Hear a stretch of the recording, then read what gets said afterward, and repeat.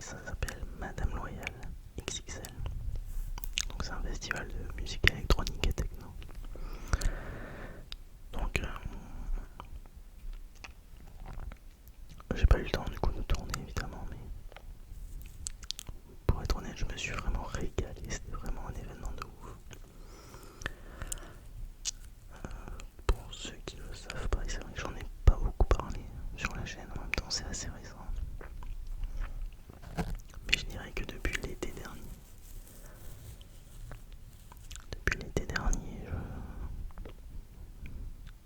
je me suis pris un peu de passion, enfin, qu'on reste quand même, assez juste. Enfin, j'écoute énormément de musique techno depuis l'été dernier. Je kiffe énormément. Je suis un peu tombé dans la soupe. Et du coup, quand il y a des événements comme Madame Loyal, les festivals genre Madame Loyal, Sonora, tout ça, je kiffe de ouf. Et j'y vais systématiquement avec des potes. Chaque fois c'est la folie pure. Je kiffe de ouf. Et l'énergie, en fait il y a une espèce d'atmosphère, d'énergie. Les gens sont hyper cool autour de vous. Genre c'est vraiment un endroit où, je dis bien globalement, attention. Dans ce genre de soirée vous êtes quand même hyper safe. Les gens sont vraiment méga ouverts. Tu peux sympathiser avec tout le monde, rigoler avec tout le monde. Enfin, c'est vraiment génial je trouve. Et c'est vraiment cette atmosphère que j'ai vraiment kiffé. En plus de la musique que je kiffe. Mais c'est vraiment tout, c'est l'univers autour que je kiffe énormément. Et donc je suis allé à un festival, donc je suis allé à Madame Loyal XXL. Et à cet effet, je ne suis pas peu fier, mais j'ai acheté le merch comme un bon Yankee, regardez.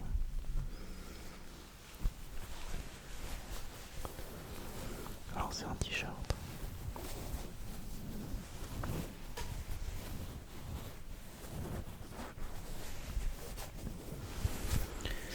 Donc je l'ai pris avec un de mes meilleurs potes. On l'a acheté sur place. Il est méga quali en vrai. Il est méga épais, la coupe elle est nickel et tout, donc c'est plutôt chou, je suis méga content.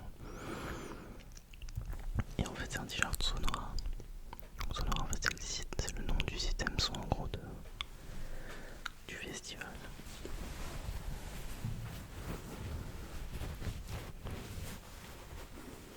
Et en fait on voulait un t-shirt en commun quand on va à ce genre d'événement.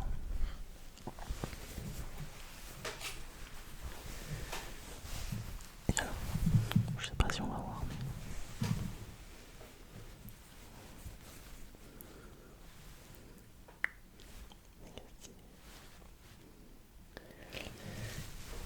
il y a écrit Play Techno in my funeral.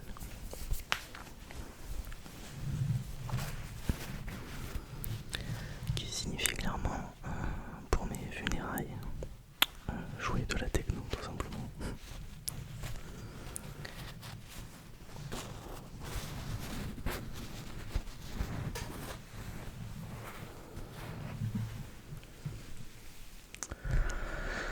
Enfin voilà, du coup le t-shirt est incroyable et c'est cool parce que je l'ai en commun avec mon pote avec qui je vais souvent justement au festival comme ça. Et du coup ça ajoute un petit truc, genre le fait d'avoir un t-shirt en commun, c'est marrant je trouve. À cet effet du coup je reviens sur ce que je disais.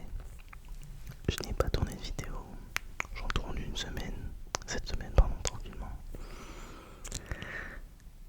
Et je me permets de vous spoiler en vrai parce que en soi l'idée m'est venue, mais je sais pas si vous vous souvenez, j'avais fait une vidéo de quiz sur le rhum.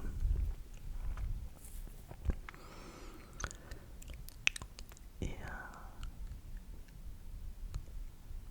il me semble que c'est une vidéo que vous avez bien kiffé, donc c'était cool. Et donc du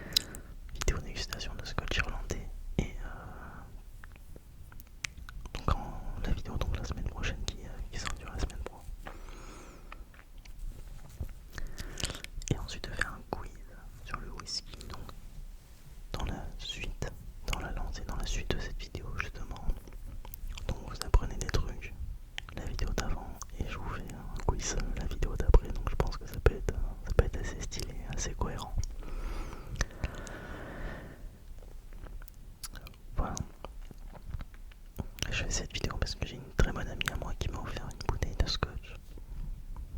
Et je voulais l'inaugurer, l'ouvrir en fait en vidéo. Je trouvais que c'était une manière sympa, entre guillemets, d'honorer le fait qu'elle m'ait offert cette très belle bouteille. Donc c'est plutôt cool, je suis content.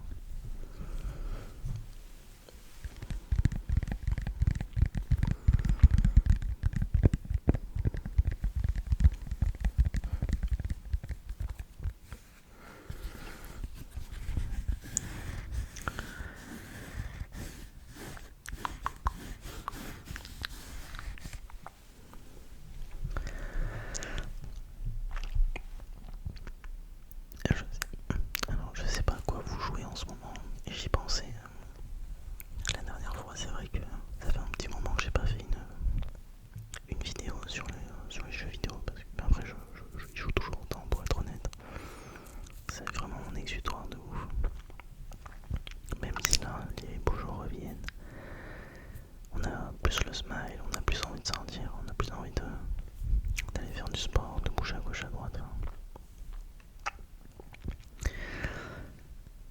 Mais je vous en ai pas parlé, mais récemment alors j'ai refait pour la 3e fois un jeu. Et je sais pas pourquoi, mais cette 3e fois le jeu m'a encore plus touché que les 2 premières fois que je l'ai fait. Alors peut-être que je l'ai fait de manière plus complète, mais j'ai également fait le DLC. DLC qui est le contenu additionnel du jeu en fait, bon, que les développeurs ont ajouté après.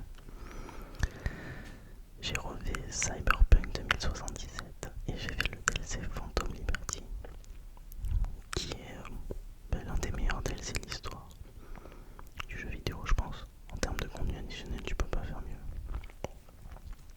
C'est parfaitement intégré dans le scénario et tout. Et pour ceux qui ont fait le jeu, je pense qu'ils me comprendront, mais j'ai été bouleversé. Genre vraiment, j'étais en bad. Après avoir fini le jeu, j'étais en bad pendant une semaine ou deux. Genre, j'avais plus goût à rien, j'étais bouleversé en fait. C'est le jeu en fait dans son écriture scénaristique te pousse dans tes retranchements. Il va vraiment chercher un peu ta nature en fait, ta nature profonde. Et les personnages sont hyper charismatiques, hyper attachants, enfin bref. Et en fait c'est toi qui prends les choix, etc. En fait tous tes choix ont des conséquences tout au long de l'histoire, sur le scénario, sur comment l'histoire tourne. Et un choix en particulier peut complètement changer la trame de l'histoire dans le jeu, donc c'est un truc de ouf. Du coup dans le jeu t'as tellement d'embranchements possibles. Si tu fais certaines quêtes secondaires, ça va influencer la quête principale. Enfin, tout ça pour dire que... Pardon, je suis désolé.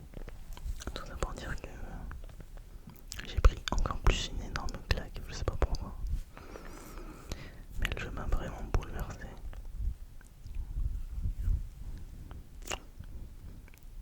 Je vous conseille les amis, si jamais vous n'avez jamais joué à ce jeu. Cyberpunk 2077.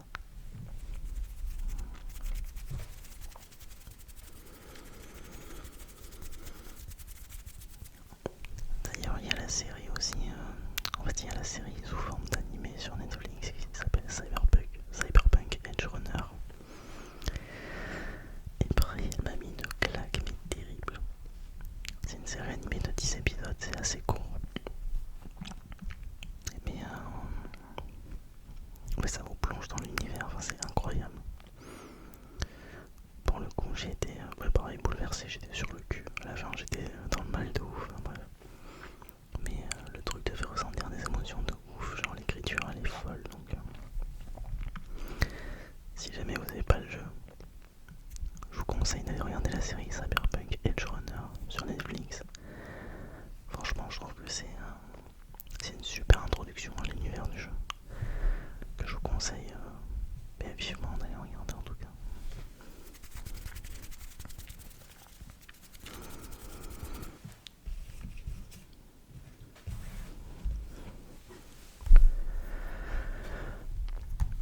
Vous savez que j'ai toujours pas lu ce livre.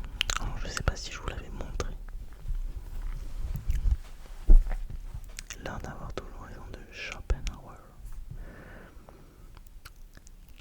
L'art de la dissuasion, c'est l'art de la guerre. L'art de la guerre de Sun Tzu, je crois, qui est également un très très bon livre. 38 stratagèmes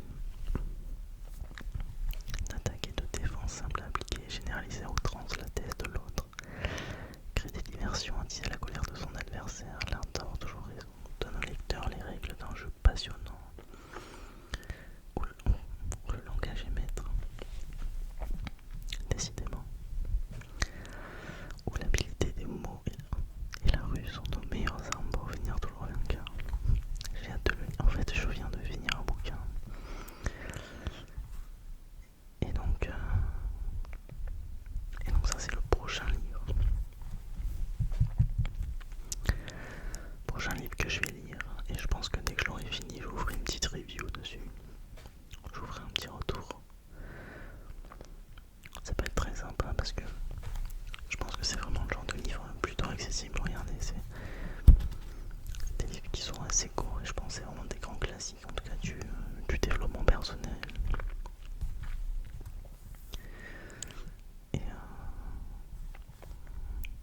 Et des classiques en fait que tout le monde peut lire et qui peuvent vraiment être utiles et sympas en tout cas à partager. Et qui peuvent vraiment toucher tout le monde. Donc je vais le lire celui-là.